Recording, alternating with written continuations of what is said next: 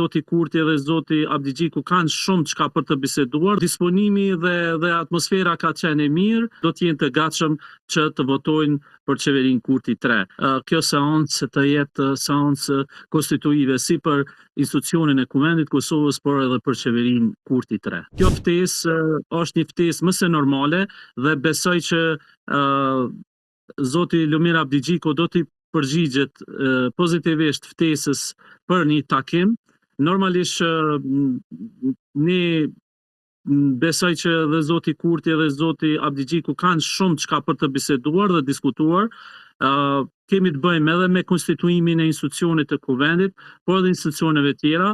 Tash ka gatishmëri për ndonjë koalicion të mundshëm, ajo mbetet për të diskutuar në bazë të deklaratave nga akterët e ndryshëm të LDK-s, duke përfshirë edhe Zotit Abdigjiku. Deri më tani nuk ka pas ndonjë interesim për ndonjë koalicion me vetvendosin dhe guxo alternativa.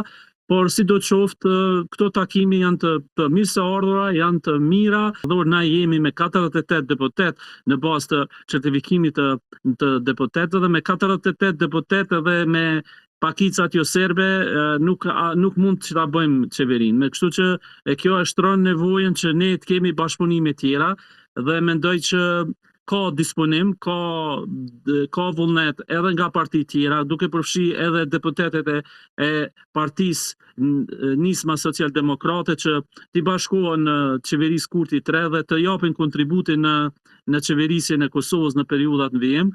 Dhe mendoj që Kosova nuk e ka luksin që të humbë kohë, Kosova nuk e ka luksin që të shkojë në zgjedhje të reja. Disponimi dhe atmosfera ka qenë e mirë dhe është e mirë edhe në bazë të deklarimeve të cilat akterë të ndryshëm të partisë Nismës kanë dhënë në opinion. Dhe mendoj që nuk ka vend për kërkesa maksimaliste, por ka vend për një vullnet të mirë për të mos lejuar Kosovën të shkojnë në zgjedhje të reja të jashtëzakonshme. Do të ketë edhe akterë të ndryshëm të cilët janë të gatshëm që për hir të interesave të vendit, për hir të zhbllokimit të situatës dhe mos dërgimit të Kosovës në zgjedhje të jashtëzakonshme, do të jenë të gatshëm që të votojnë për qeverinë Kurti 3.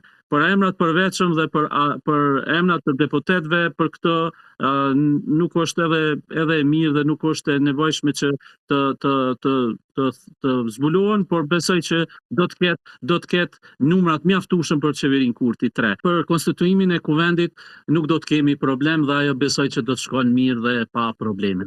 Kryeministri Kurti bashkë me partnerët është duke punu shumë që kjo seancë të jetë seancë konstituive si për institucionin e Kuvendit Kosovës, por edhe për qeverinë Kurti 3.